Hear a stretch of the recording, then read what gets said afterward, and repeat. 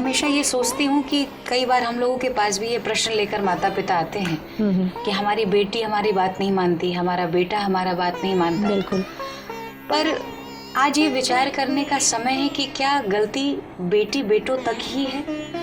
कहीं ना कहीं दोषी माँ बाप भी हैं, बड़े भी हैं, क्योंकि बच्चा जब छोटा होता है तो तब से उसके संस्कार डेवलप होते हैं। जैसे मैंने अभी चर्चा में बताया कि मेरे पिताजी की बड़ी इच्छा थी कि वो कथा करें, तो उन्होंने तो नहीं किया और उनके मन में एक भाव था कि उनका बेटा यदि होता, और चूंकि हम बहनें ही हैं तो बेटा तो नहीं, लेकिन वो जो उनकी इच्छा है वो कहीं ना कहीं उसका एक मूर्त रूप मैं समझती हूँ मेरे भीतर आए।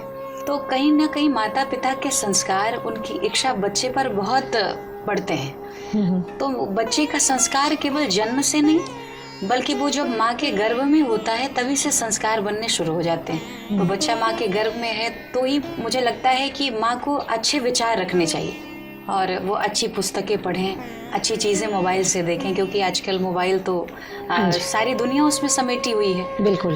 हम जो चीज़ सोचते हैं मुझे लगता है कि वो कैसे पता लगता है। जैसे अगर मोबाइल खोलिए आप, जिस मानसिकता की वैसी चीज़ें सामने दिखाई देने लगती। इतना मतलब हाई टेक्नोलॉजी हो चुका है कि वो मन की बात को समझ रहा है सब कुछ। तो माँ को चाहिए कि बहुत अच्छी चीज़ें देखें, भजन सुने और अच्छे किताबों को पढ़ें, शास्त्रों को। तो बच्चे का जब जन्म होता है और धीरे धीरे माँ के आचरण को, पिता के आचरण, परिवार के आचरण को देखकर बच्चे में एक अच्छे संस्कार शुरू हो जाते हैं, देखकर, सुनकर, पढ़कर।